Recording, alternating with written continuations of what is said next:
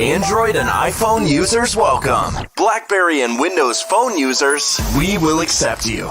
The podcast going beyond the headlines. This is the Goopplycast. Now the host, Matthew Carter.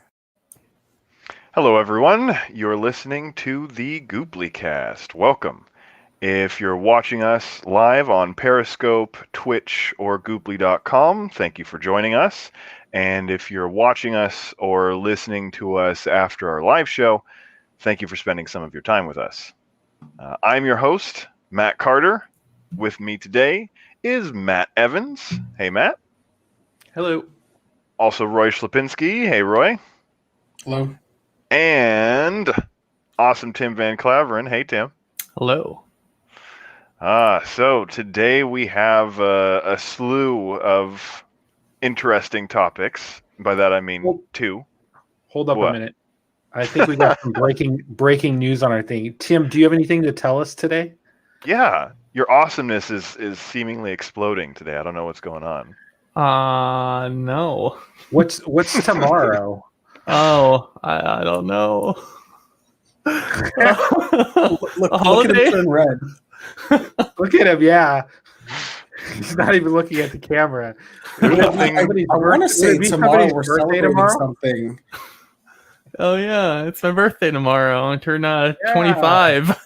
Oh Yay. my god. Yeah. He's so young. Oh, happy pre-birthday, Tim. Thank you. All right, Okay. Go ahead, Matt. Sorry. Now we'll be talking about things involving the new Windows, I don't know what to call them, App Store policies, their new mission statement that Windows and Microsoft are going to be trying to commit to in the aftermath, it seems like, of the Epic versus Apple controversy that's going on right now. There's lots of talk about app stores and how much you should charge for being on an app store, how much control a company should have over its own app store, its own policies and such. So Windows has come out with some statements about what it's going to do going forward. And then we'll also be talking just about the Epic versus Apple controversy, court fights, and situation we've got going on in the gaming space today. With that said, we should get right into it. Roy, you seem very motivated to talk about these new policies, and we're curious what you have to say. Okay, well, I let's not call them new policies. Let's not call them new mission statements. Let's not call them anything new, because it's not new. You know, Microsoft is sitting here saying that they're not going to, or they're going to give developers the freedom to choose where they're going to distribute their apps, whether it be through the Windows Store or through a third-party store or not. You know, like the old-fashioned way of buying games and downloading them installing them from a CD. Basically, Windows is saying, or Microsoft is saying, that they're not going to hinder the developers, which sounds great because they got this whole thing between Apple and Epic and Google and Epic right now, and Epic's doing a fairly decent job of painting Google and Apple in a negative light of upholding the what seems to be the industry standard of charging 30% commission for in-app purchases and whatnot. And I think that Microsoft is capitalizing on this and saying, hey, we're not going to be like these people. This is what we're doing, or this is what we're committing to over here. But it's not anything different than what they're currently doing. You can already buy stuff off of Steam. You can already buy stuff off of the Epic Game Store. I mean, I could go on and on. EA, I don't even know if EA still has the Origin installer, but they had that going on. So could we possibly get these principles, they're calling them, on the screen so we can kind of go, because they have 10 App Store principles that they're calling them. If we could go through them one at a time, that would be great. If not, we can just list them off real quick so that people have a concept of what we're talking about. Here they are. Sweet. So number one, developers will have the freedom to choose whether to distribute their apps for Windows through our App Store. We will not block competing app stores on Windows. Number 2, we will not block an app from Windows based on its developer's business model or how it delivers content and services, including whether content is installed on the device or streamed from the cloud. Number 3, I'm going to need to make this a little bit bigger. Hold on one second. Mhm. My old eyes, I'm not young like Tim. Number 3, we will not block an app from Windows based on a developer's choice of which payment system to use processing purchase made in its app. Number 4, we will give developers timely access to information about the interoperability interfaces we use on Windows as set forth in the interoperability principles. 5, every developer will have access to our app store as long as it meets objective standards and requirements, including those for security, privacy, quality, content, and digital safety. Number 6, our app store will charge reasonable fees that reflect the competition we face from other app stores on Windows and will not force a developer to sell within its app anything it doesn't want to sell. Number 7, our app store will not prevent developers from communicating directly with their users through their apps for legitimate business purposes. Number 8, our app store will hold our own apps to the same standards to which it holds competing apps. Number 9, Microsoft will not use any public information or data from its app store about a developer's app to compete with it. Number 10, our app store will be transparent about its rules and policies and opportunities for promotion, marketing, apply these consistently and objectively, provide notice of changes, and make available a fair process to resolve disputes. Now, if you think about it, with the exception of maybe, we will charge reasonable fees, because I don't know what Microsoft was charging before. So with the exception of number 6, that's already crap Microsoft is doing. I mean, it's not new. It's not new policy. And it's already in motion. It's just, I think they're just It was a jumping on publicity this. stint. Exactly. And if you think about it, the Windows store on Windows, I don't know anybody. I've never personally gotten anything off it. I just go on the web and get what I need to get and download it from there. I think that if they want their Windows marketplace to succeed, lowering those rates they're going to charge the people to put stuff on their marketplace is a reasonable way to make sure their market doesn't die. So I don't even see that as a, hey, we're putting out these nice principles. I think they're looking for a way to keep themselves viable in that route. And like I said, I don't know what they were charging before, but all of this is BS in my opinion. Mm-hmm. And the reason it's BS is because when they were asked about the Xbox marketplace, they were like, well, that's a different marketplace. It's a different market, and we got to stay with the standards there. So on Windows, you have multiple avenues to get programs and applications. You don't have to use their service. On Xbox, you got 2 choices. You're either going to buy the game physically or you're going to buy the game digitally. You don't have that many choices, and they know that if you're going to buy it digitally, you have to get it through them, and they're going to charge you that 20% or 30%. Yeah, it's not an open platform. So I don't see this as Microsoft trying to be nice and friendly to developers. I think Microsoft is doing, like Matt said, nothing more than a publicity stunt. Most of those practices, if not all of them, are already in place and have always been in place for Windows. It has always been that way for Windows. Mm-hmm. So that's my rant right there. And I think the important part to note too, like what Roy said, is who uses the Windows App Store. Like, people go online and get what they want and go off of it. You can get apps outside of the Windows Store as well. So at the same time, you can go and download an app. Yeah. And like number 1, it says developers have the freedom to choose how they distribute their apps. And it says Windows will not block competing app stores. Windows isn't set up to block competing app stores. Like, that wouldn't even make any sense at all, given how Windows was built and designed.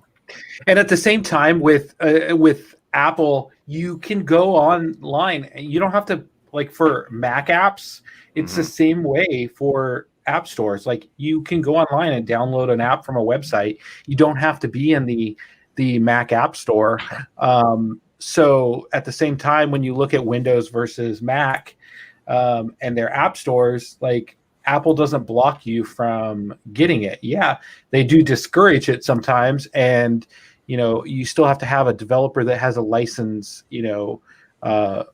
to develop apps for the Mac App Store, and it's got to be a trusted App Store developer. But there's ways around that as well. I mean, so I don't think of this any more than a publicity stunt for Microsoft.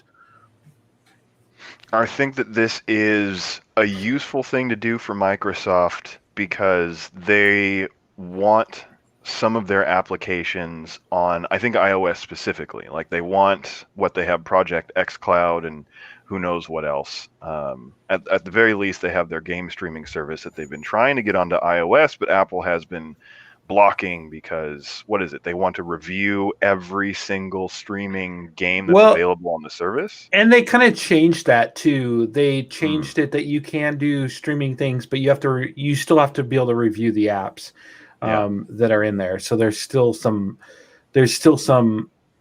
hurdles for developers to build gaming app stores.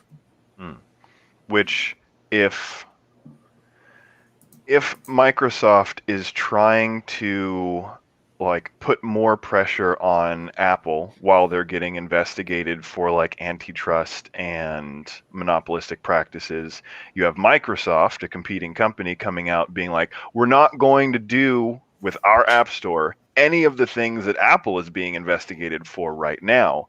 And now Microsoft has this statement that is in the public forum, it's in the public discussion, and anyone in the litigation for the Apple versus Epic or the larger Apple antitrust stuff has Microsoft just making a statement that they're not going to do it.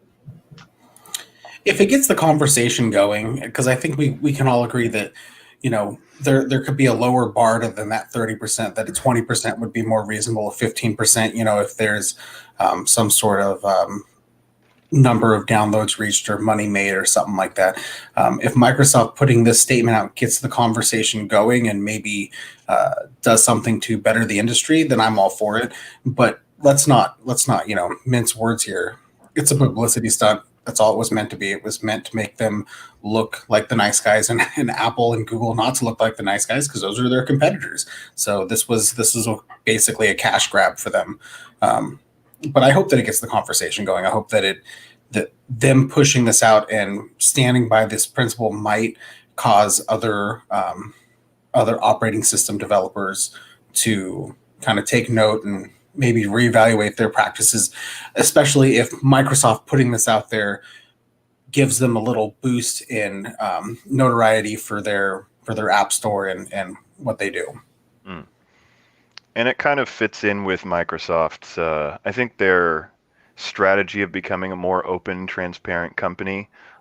This is all, like you said, it's super obvious that Microsoft does this with Windows if you sit there and think about how much access you have to whatever you want on the internet. But they've been trying to be a more open, more I don't know if distributed is the right word, but less walled garden as they have been in the past, which I think is good, because now we have the Microsoft or the Windows / Xbox, buy a game on one platform digitally and you have it on both. The Microsoft of the past would have never done something like that. You would have had to pay as much money as you could possibly pay to get whatever games that you wanted. That being said, number 9 on here, Microsoft will not use any no. It was number 8. Our App Store will hold our own apps to the same standards to which it holds competing apps. I'm not sure that that's true.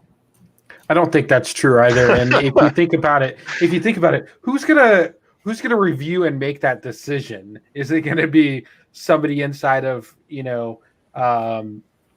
Microsoft, or are they going to have a third-party service that's going to come out and say, investigate whether they're holding themselves to that principle? Because if I'm for example, if I'm Spotify and I got and Windows has their own music app and they're going head to head, who's going to make the determination?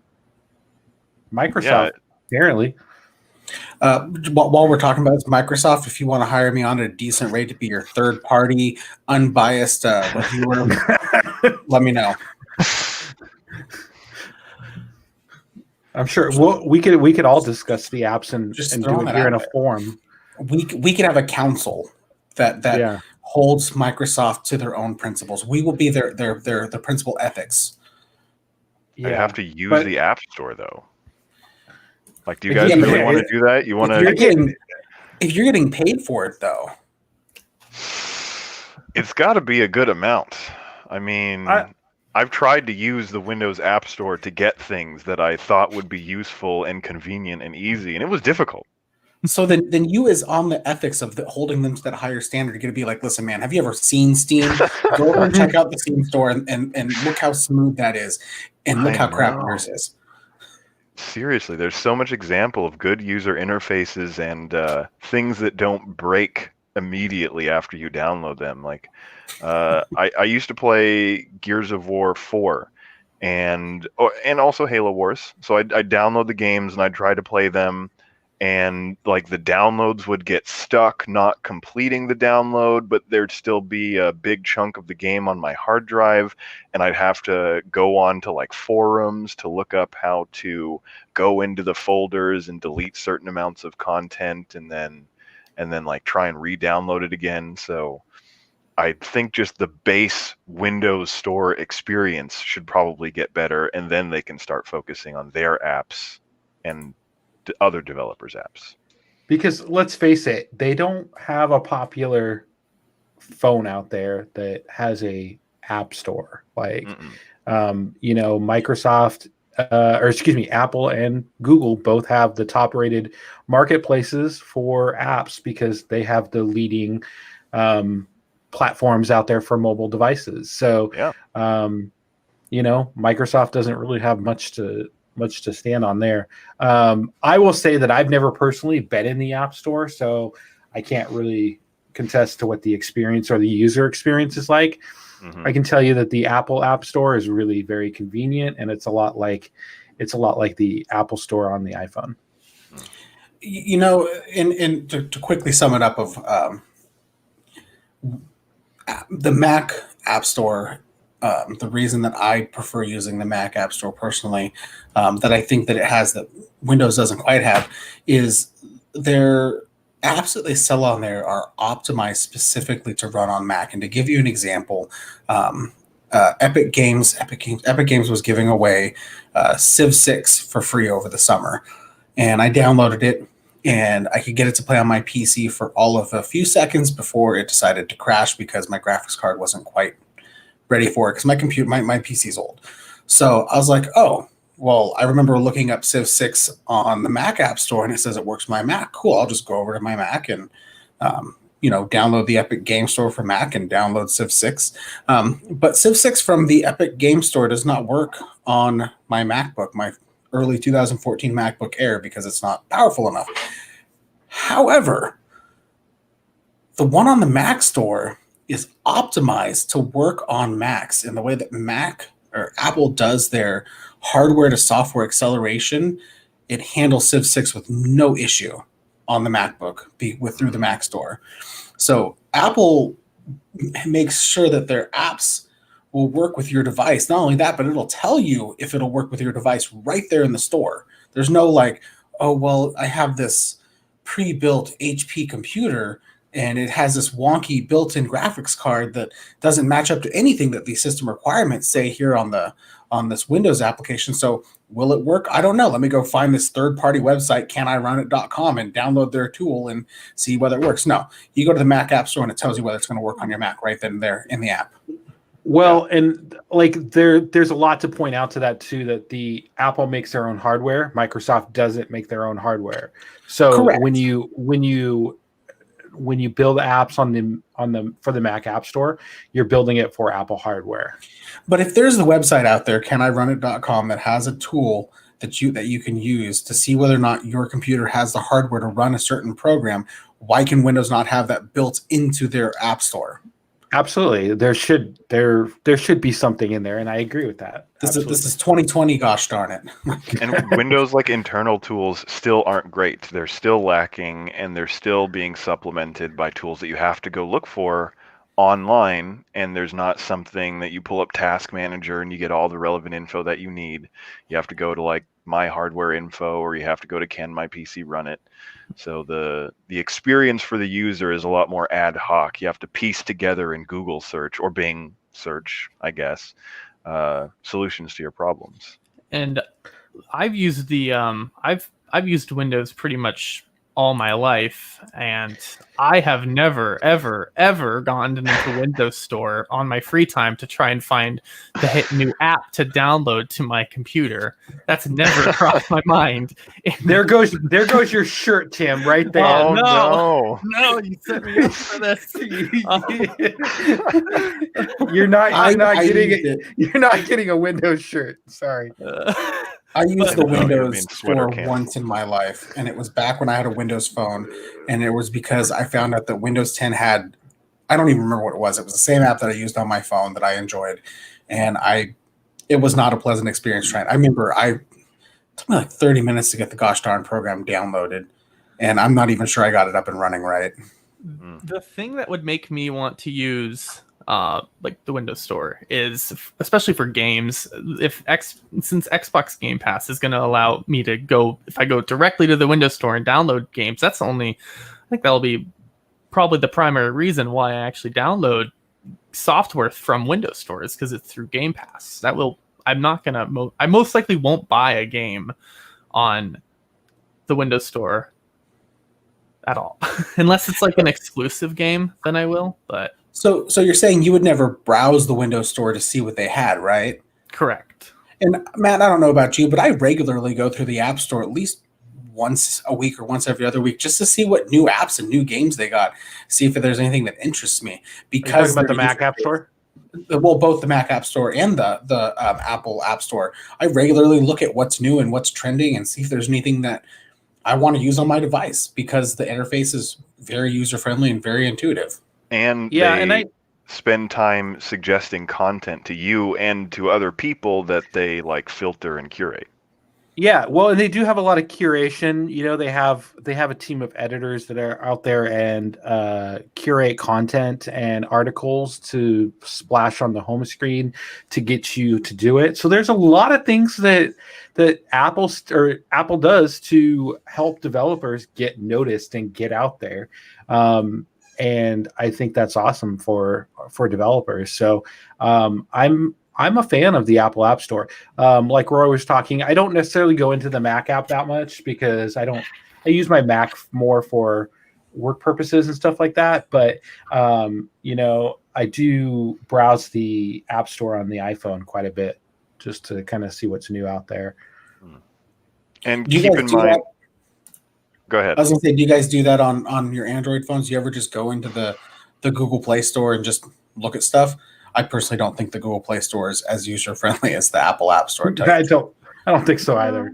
Not No. really. Once in a while, but not really. Yeah, very I- rarely. I'll just say I have both the Pixel and an iPhone, and I don't go browse the Google Play Store. So No, I just go to the internet. If I'm usually looking for something. If I go into the Play Store, I'm like, okay, I need a productivity app of some kind. I need to see if this particular like mind mapping tool recently I was looking for exists. And if I don't find it on the Google Play Store, because I guess the search algorithms based on my search terms don't give me what I want, I go online and I go to like Reddit, because people actually find things and talk about them on there. But And I Google go Play to- Store- I go to Product Hunt. I don't know if you guys have ever heard of that. No.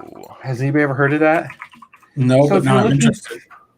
So if you're looking for a, pulling it up here, if you're looking for like certain apps and stuff like that, you can go in there and find different apps, and you can get on their waiting list for if they have a beta coming out and stuff like that.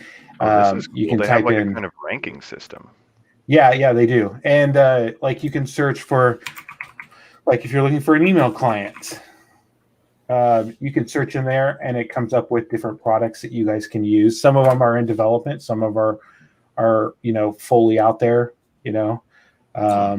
This is where you're finding all these betas you send me about. Yeah. So this is an app that I found recently, and this is called Mindstream, and this is a native Mac OS email client for Gmail. So it uses for example, it uses labels and stuff like that instead of folders. It's basically built directly for Gmail. And it's actually done by the same developer who used to work at Apple and developed the original Mail app on the Mac. So if you're looking for anything, I recommend going to producthunt.com, and you can search for whatever type of. I mean, they even have the Mail app by Apple, which is in there. So, and then you can kind of see where it ranks. Basically. That is super cool. I see some stuff that I found on here and really like Material UI Builder. That's super awesome. Okay. I mean, in that case, there's one more thing that I wanted to say, and then we'll segue into talking about Apple versus Epic. That the Windows App Store, didn't that come about as part of Windows 8? I want to say. Yeah. Okay, so they're still shaking off the Windows 8 syndrome where things were just bad and we had to deal with it. It can't be any worse than Windows Me. I don't know. Does anybody remember Windows Me? No. Unfortunately. Thankfully, it's like a login thing. It's Windows Millennium Edition. I think it was the only operating system that Windows recalled because it was so bad. But yeah, it was Windows Me, and they were giving out a different version of Windows if you wanted it, I think. But yeah, you should read the Windows Me story if you ever. It was supposed to be the great Windows. But that's okay because we got XP in the end, and XP was amazing. Fondly look back. I guess that's okay. Yeah. And everyone still uses it. Yeah, there's people out there that still use XP and it's unsupported. Okay, so now Epic versus Apple, and one of the things that Matt said was that you can get third-party apps onto Macs. You don't have to go through the Mac App Store.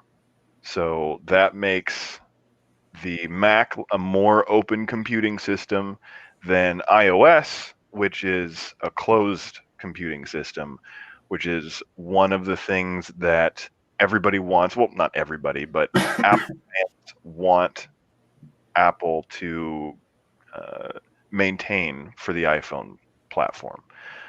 So in the Epic versus Apple war that's currently going on, what's going on? What I know is that basically Epic violated the contract that they had with Apple when they added their V-Bucks hotfix. Apple removed Fortnite from the App Store. Epic issued a statement that they would sue Apple for monopolistic practices, essentially wanting the iPhone to be more like Mac, more like PC, more like Android, where any developer can release apps or whole app stores or payment processing solutions that customers can use. Apple was taking Twitter flack from like Epic and Tim Sweeney, so they declared that if Epic didn't remove the violating update from Fortnite, that they would ban it, Epic, and Unreal Engine from the App Store, and this would have hurt Epic and any company using Unreal Engine to develop games or tools or multimedia things. Epic and Apple went to court over this, and the court decided that Apple could ban Epic, but not the Unreal Engine, because banning it would be super unfair to all of the developers who had nothing to do with this fight, and Epic's quest to take down Apple. So the current conversation is about how Epic is claiming that the 30% App Store tax is too high, and that there's no way to compete on iOS for developers who don't want to partake in Apple's scheme. And yeah, that's everything that I can remember off the top of my head. And I think it's just important to note that Epic Games filed another preliminary injunction to get Fortnite back into the App Store, and the judge again basically said no. Yeah. Remove the in-app payment system if you want to be back in the App Store. So Epic keeps going in to try and get these judges to block the Apple App Store, and it's amazing how many times that they keep doing this. And I think it's like the Windows thing. It's a publicity stunt to get their name out there and to get you to hate Apple. But I don't think it's really working for them, and I don't think it's really.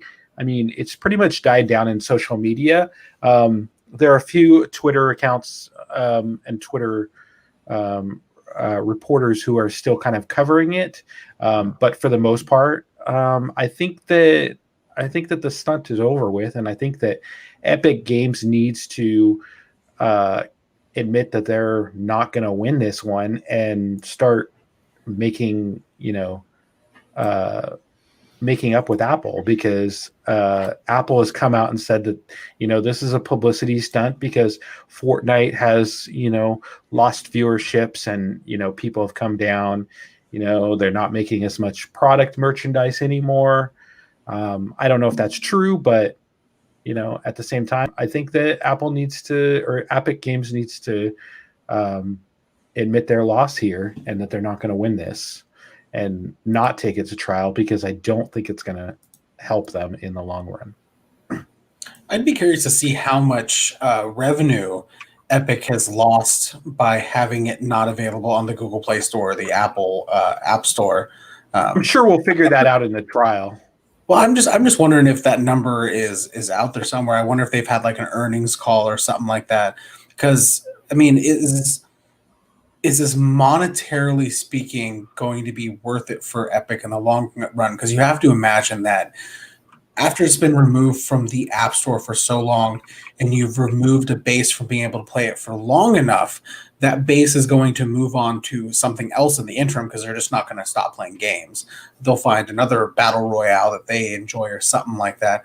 And will those users come back to Fortnite once they get established in their other app? Like there's a shelf life on how long Fortnite can really be off the App Store and still be effective when it comes back too, in my opinion. So I just let's see here. I'm trying to read through some of the news reports. I just Google searched how much money did Epic's Games lose from the Apple App Store.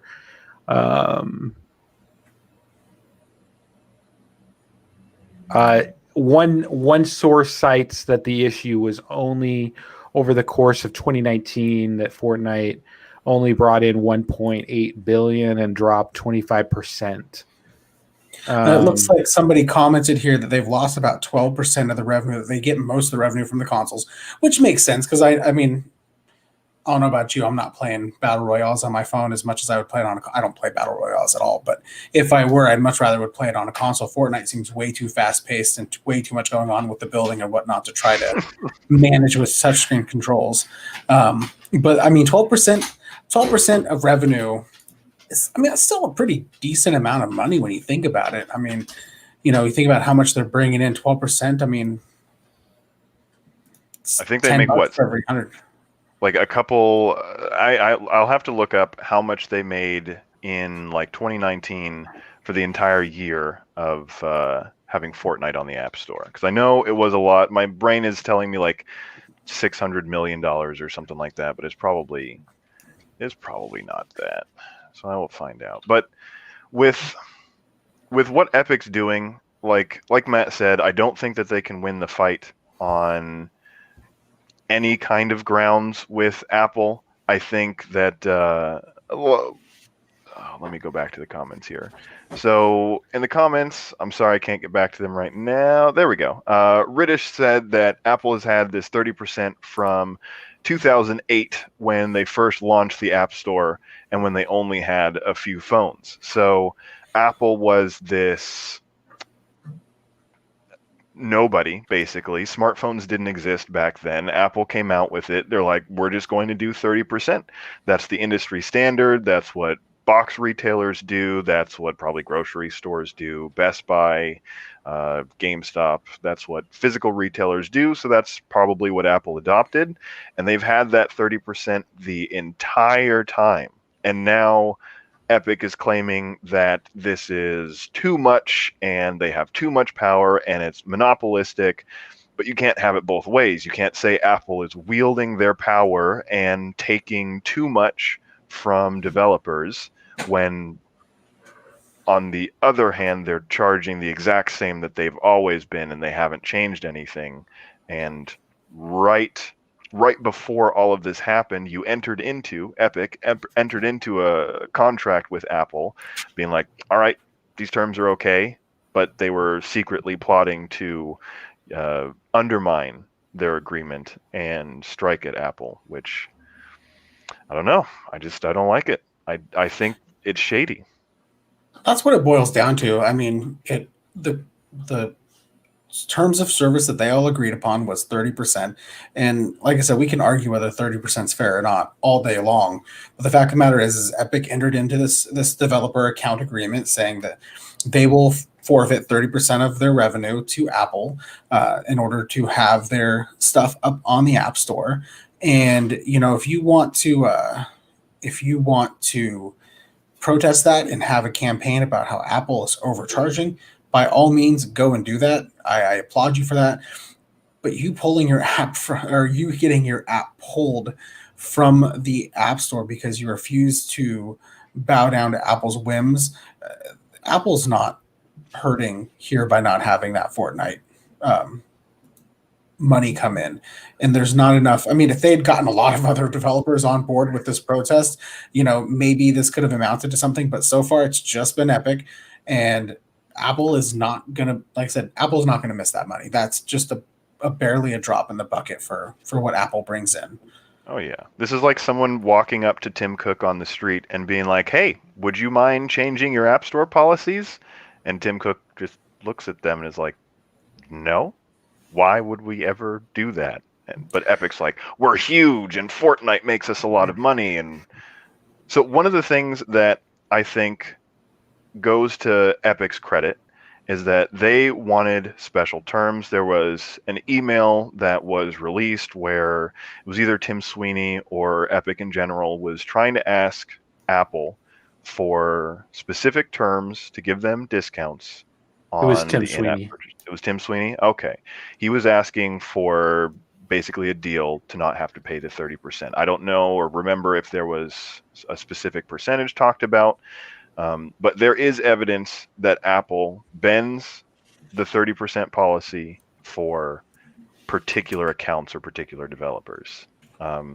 Apple does not charge any percentage for in-app purchases of physical goods or like property rentals. So like Airbnb or maybe hotel apps or something like that don't get charged. So it's just digital goods. Just digital goods. And I think that it would be reasonable for Epic to not fight for the 30% because it doesn't seem like so much would have to change if 30% went away.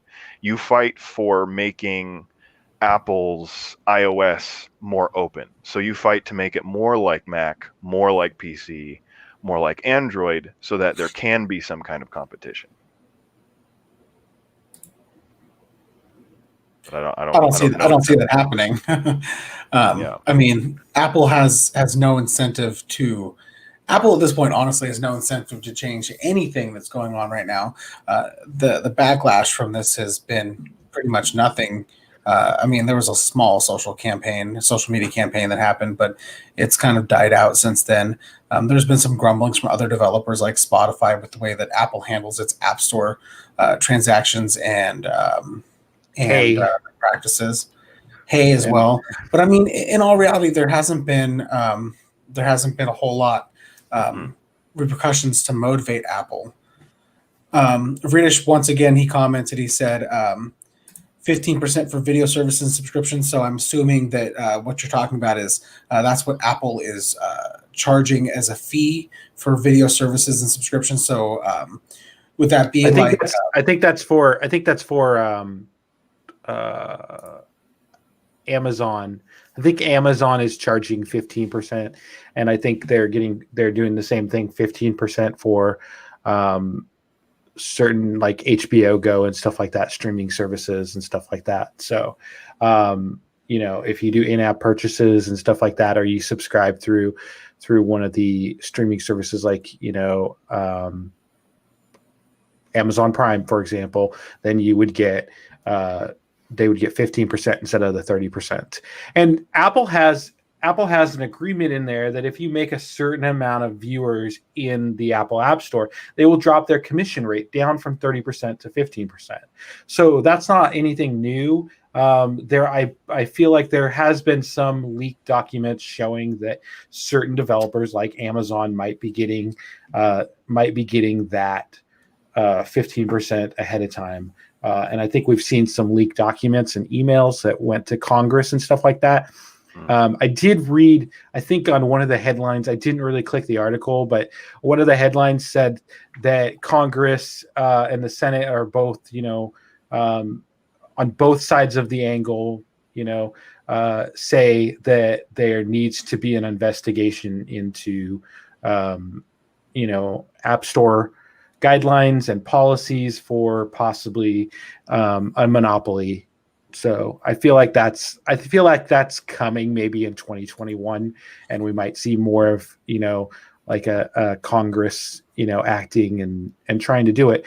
One of the things I was just going to mention, and I've always mentioned this, is that the Apple App Store is pretty much the safest way to purchase items.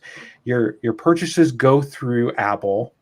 Apple decides whether you get a refund or not. So if you made a purchase, I do remember, and I can't remember when this was, but there was an app, and it was like $1,000 app, and it absolutely did nothing.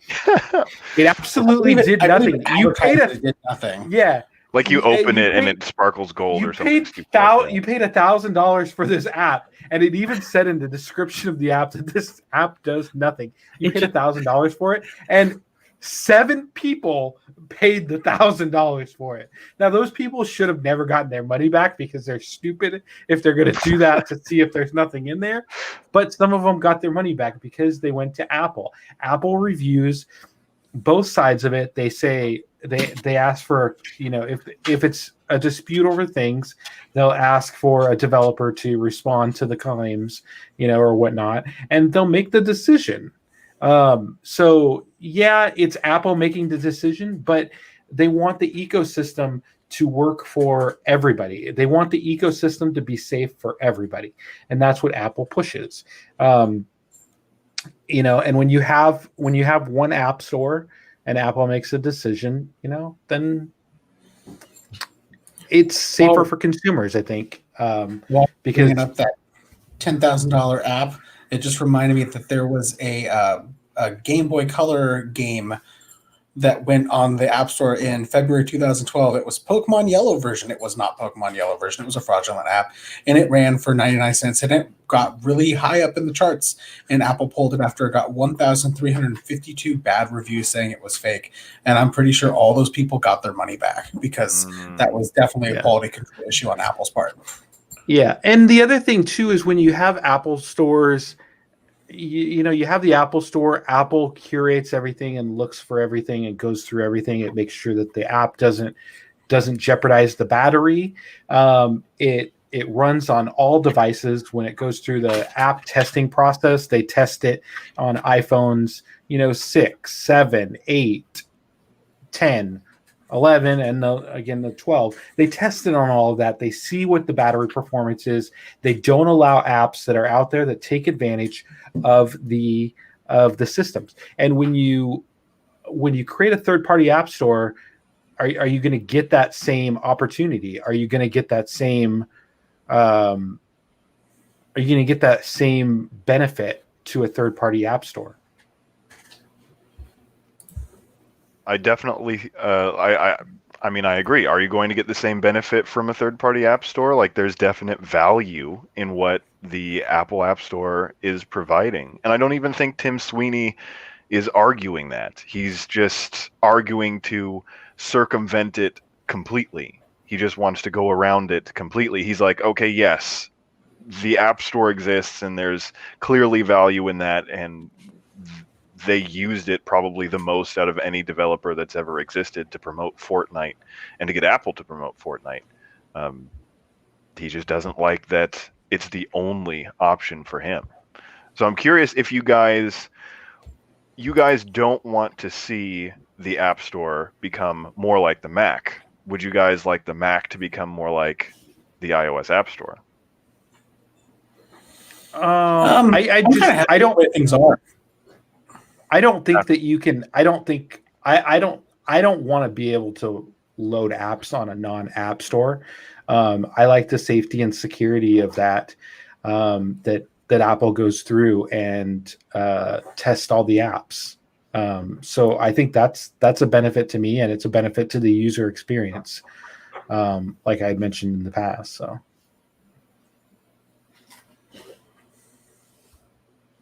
I don't have a Mac, so I don't know what the experience would be like either way. I certainly know that as a primary PC user and a primary Android user, I definitely enjoy being able to get whatever apps I want on my platforms. But your app store is also clouded with a lot of junk. That's fine. You don't even have to go through Google that for junk. that. Google already has the best search algorithm that exists. So you just go to Google to find your apps. You don't go to the Play Store. That's redundant. They should just get rid of the Play Store, and it should just be google.com. That should be your Play Store.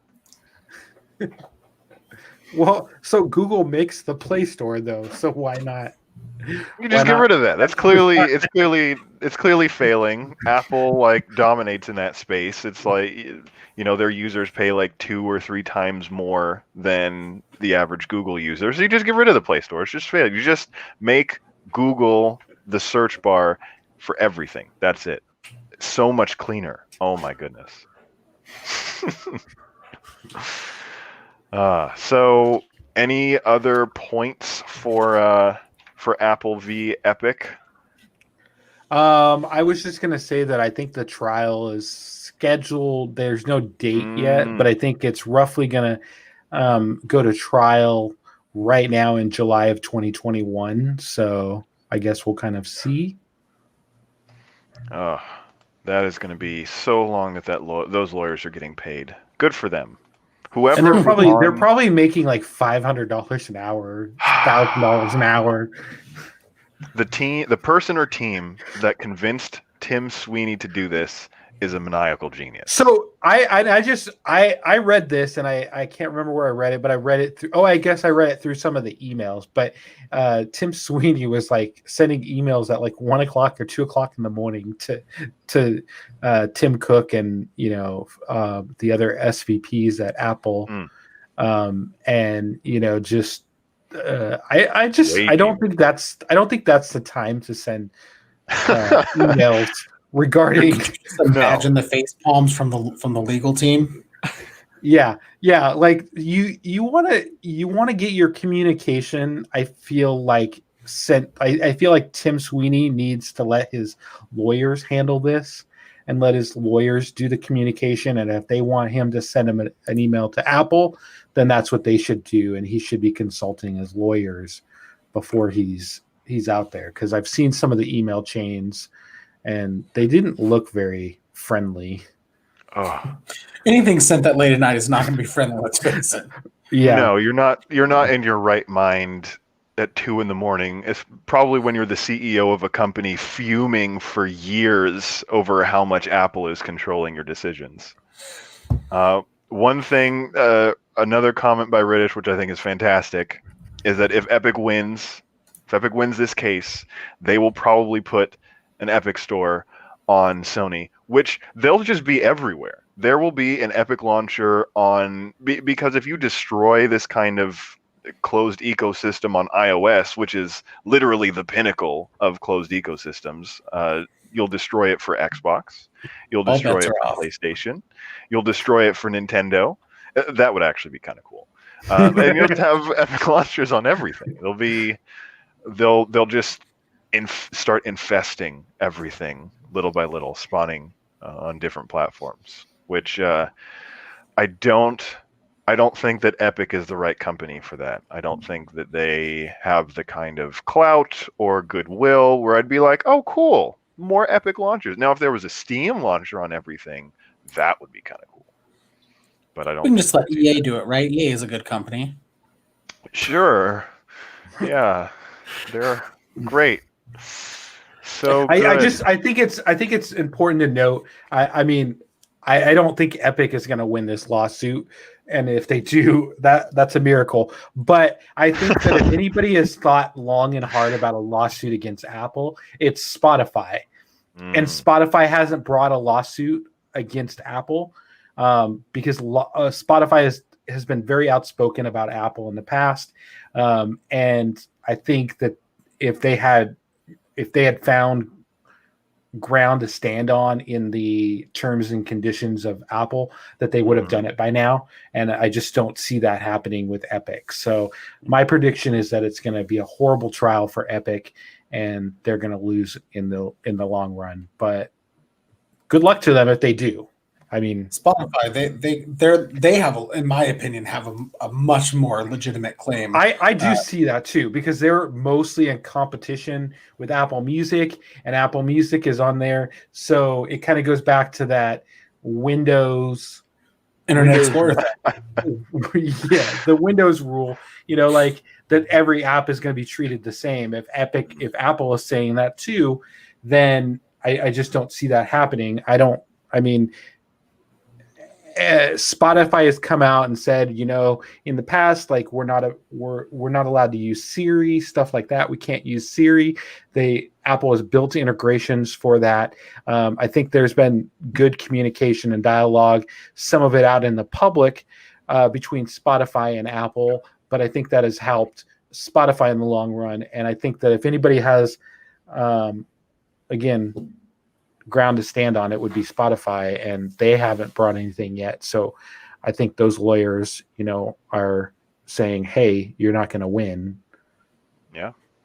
And like we've talked about, Spotify, despite all the adversity, became one of the dominant streaming platforms. Yeah, and it's still doing great. So, yeah. Why put yourself out there and, do that when you're still doing great, I think. So one of the things that I was thinking about today, it would be funny because Tencent, the mega Chinese corporation that owns Riot Games, which owns League of Legends, if Tencent through Epic gets to kind of push the App Store out of the way, there's, probably some benefit for them. And they have Valorant, which is their own MOBA, I believe. And it would be pretty unfortunate if Fortnite tanks on iOS because of this whole Epic shenanigans, but Riot can put Valorant on iOS and then get the same kind of promotion, but something that Tencent owns more directly. Just something I was thinking about today. Fun stuff. Are we ready? I think we are ready, yes. I've been waiting for this. So if anybody's been watching, we talked about my iPhone drop challenge in the bucket of water because it's waterproof. And Matt and Tim said that who said it? I think that they wouldn't do it. I said that I would. I wouldn't do it. I like knowing that it's waterproof, but I would never tempt fate. Wait a minute. Yeah, you got to do it the other way so we can see the screen. Oh, so true. Turn the camera on so we know it's working. Oh yeah. Oh. You got Apple Care. What does it matter? Oh my gosh. Of course, Apple's going to want that phone back for you to get your new phone. Video evidence of intentional dunking.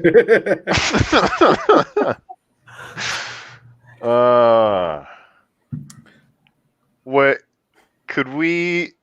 Oh, is there a case on that? Nope. No. All right. Could we possibly get you to invert that, flip it upside down, and then put it in from the opposite direction? Because you put it in charging port down. Yeah. Live testing. Oh, that's fantastic. You know, if it didn't work, this video would go viral, and I'd make a lot of money. We'd make a lot of money on it.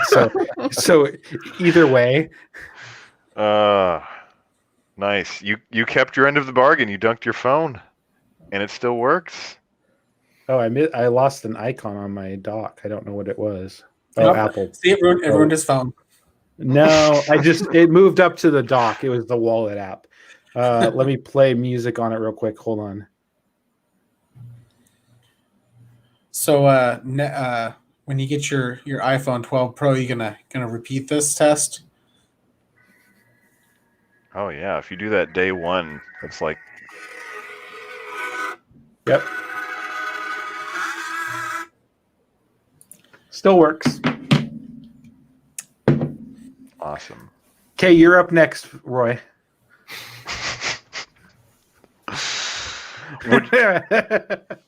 My iPhone 10 is already ready to kick the bucket. Dude, your phone's already kind of shot. So I'll tell you what, I will do it when I get my Pro Max.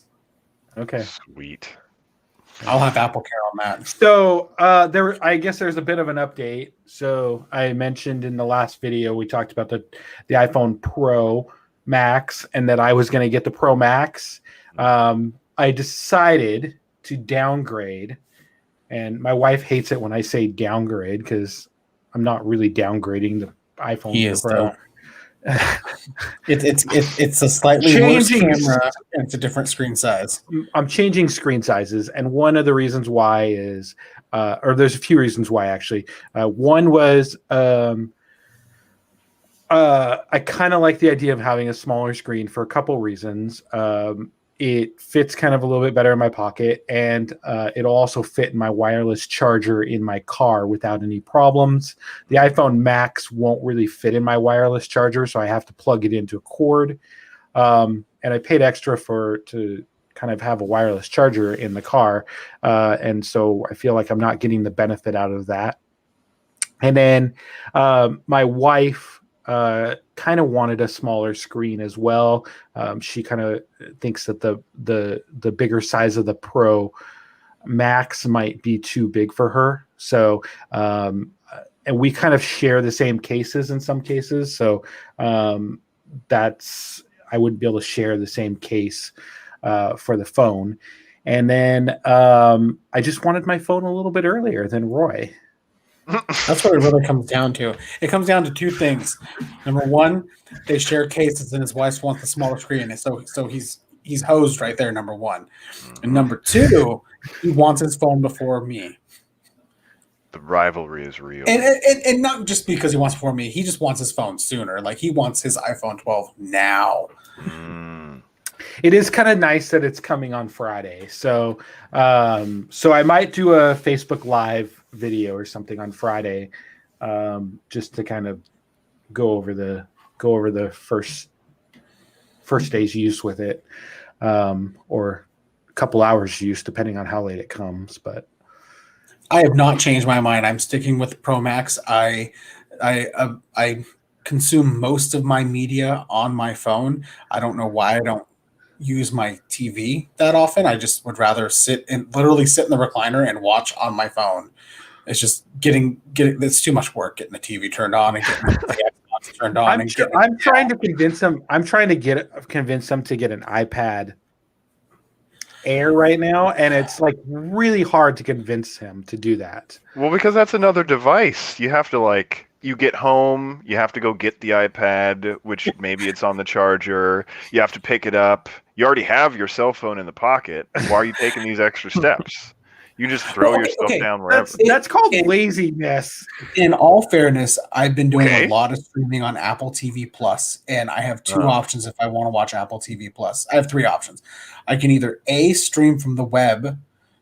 I can B, stream from the Apple TV on my MacBook, or I can just pull my phone out of my pocket and sit in my recliner with my phone and watch it on my phone, which is way easier than going and getting the laptop and getting the charger and making sure it's, it's a convenience thing. I get home and I hang out with my kids for a little bit, make sure that they got dinner and everything, and, read bedtime stuff with them and do the whole bedtime process. I get them in bed. It's about 8-ish, which is, right before we start doing our podcast. And I got to be bed in a couple hours. I just kind of want to sit down. If I haven't had a chance to eat yet, grab a bite to eat and watch my stories. And getting the Pro Max means that I can consume my content on a slightly bigger screen.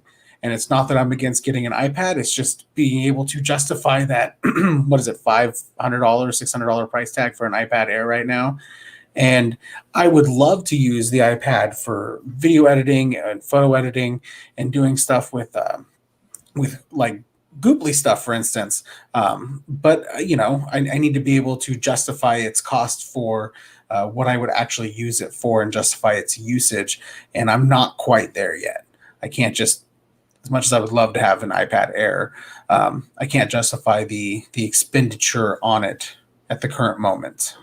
And let's be honest, isn't the Pro Max screen size 6.7 inches? Yes. That's basically a tablet.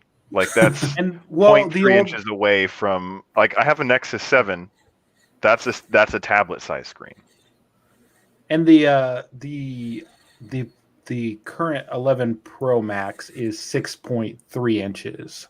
Mm-hmm. So when you think about the 6.3 to 6.7, they say that it's pretty much the same frame, I guess. What did they use for it? Right? Same form factor. Form factor. Roughly physical dimensions are the same. I think it's still going to be a little bit bigger, and I think it's still going to take up more room. So there's no way that it would fit in my charger in my car, and I know that. I currently have a pop socket grip in my car that I use to mount my phone with, so I will have to get something different anyway. And I know that I know that the with the MagSafe technology that they are working on, stuff like that. So I will just get a MagSafe mount / charger for my car when the time comes. I think they said Belkin was working on something for that. Actually, not only that, but if I were to get a, what's the name of that company? Magback. If I got a Magback case, they have a charger mount thing. It's because you got the MagSafe charger and it's circular, and they have this thing that kind of curves around the top of the charger and adhesives to it, and that will stick to the back of your case. And it will also stick to a Magback strip that I could mount in my car. So I have a few different options of something that I could do if I wanted to mount it in my car and still wirelessly charge it with the MagSafe stuff. But Matt made a really good point. He paid extra money for that wireless charger. If I paid extra money for the wireless charger, I'd want to flip and use it too. I mean, and Matt and I were talking when he first told me that he was getting the 12 Pro. He has an iPad. He has other things at his disposal that if he wanted to consume content on, he could. If I had an Apple TV, I would probably use my Apple TV to watch Apple TV Plus, which was, like I said, where I'm doing a lot of my content right now. Don't get me wrong. The bigger screen is nice, but I kind of weighed in a lot of the features, and one of the features is, during this current pandemic, I'm working from home till probably the end of 2021 now. But so if I don't like it, next year in September, I can upgrade to the Pro Max again. And that's exactly it. Same thing with me. If it ends up being too big for me, then next year, the year after, whenever I upgrade my phone, I'll change it. I can live with So it. With the you're screen. going from you're going to go from a 5.8 inch screen to a 6.7 It's inch going to be screen. amazing. I'm so excited. You have no I'm idea. just saying that's gonna be a big jump for you. But I mean, it's not like I haven't used large screen phones before. I mean, the Pixel 4 XL is a larger screen. 6.3 inch, yeah. So I mean, it's not going to be that much bigger than the Pixel 4 XL. What other? How big is the OnePlus 8 screen? I just looked that up. I'm not sure. I do not know. Though now as a side. Oh, go ahead. 6.5 inches. Yeah. So I mean, it's not going to be completely out of the realm of something that I've used before. Another inch and a half is not going to be anything huge. I'll be fine. I'll enjoy it. It'll be fun. I'm interested to hear anybody else in the comments. If you now, or if you're listening to the replay, if you purchased the iPhone 12 or the 12 Pro Max, what were your thoughts when you made that purchase? Was it the screen size? I'm just curious because I'd like to see kind of what other people are doing for. Yeah, or if you're waiting for what is it, the 12 iPhone Mini? Yeah. And there's one other one that they're delaying. I can't remember if it's the Max or the regular Pro. The Pro Max and the Mini are the ones that are going up for pre-order on the 6th. The 12 and the 12 Pro went up last week.